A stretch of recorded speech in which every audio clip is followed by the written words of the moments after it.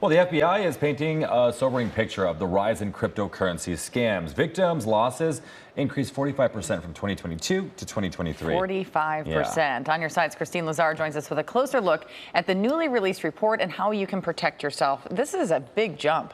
It is, and we've been talking all about this, right? I've been having the victims of these scams on our air, and it's so devastating because it's almost impossible to get your money back.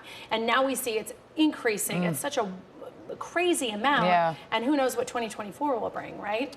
The FBI received 69,000 complaints related to crypto financial fraud last year, leading to a whopping $5.6 billion in losses. I'm joined now by cybersecurity expert Kevin Gosschalk with Arcos Labs. And Kevin, what is driving this surge in cryptocurrency crimes, and how are these crimes evolving? Hey, good morning. Good questions. So there's a huge popularity and adoption of cryptocurrency. Unfortunately, that means a lot of new, inexperienced users, and cryptocurrency is really easy for criminals to operate cross borders because the payments really aren't restricted between countries.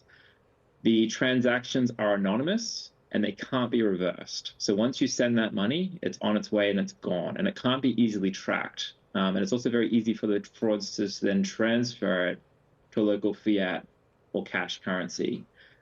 There's a big lack of regulation and oversight on crypto. It's still, very much a developing concept in many countries, and it's difficult for law enforcement.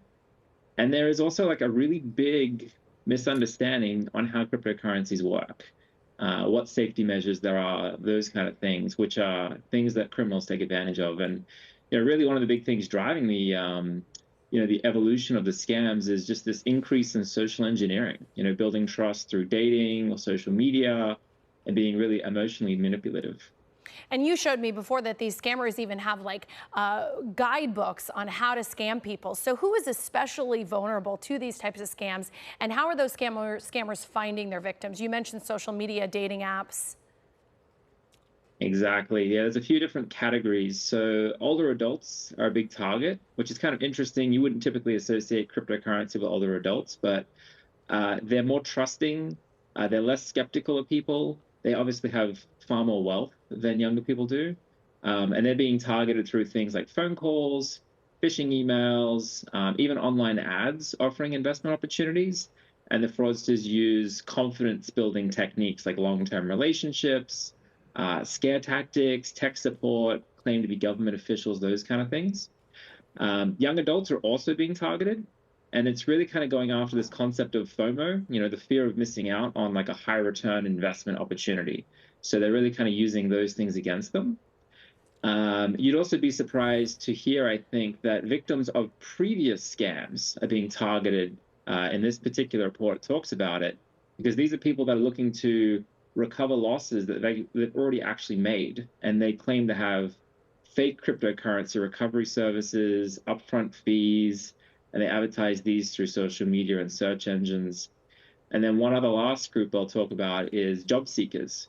So they're actually creating fake jobs. This is a big thing in Asia, where maybe it's like a job to be like tech support or customer service. They'll take your passport and then force you into fraud operations and to actually commit these scams. Before you go, one more question. What can people do to protect themselves? So you need to check for known scams. Government websites talk about these. You should be strengthening your online security. Look at things like multi-factor authentication, strong passwords. Be cautious of online relationships. Never send money to people you haven't met. Be aware of fake recovery services.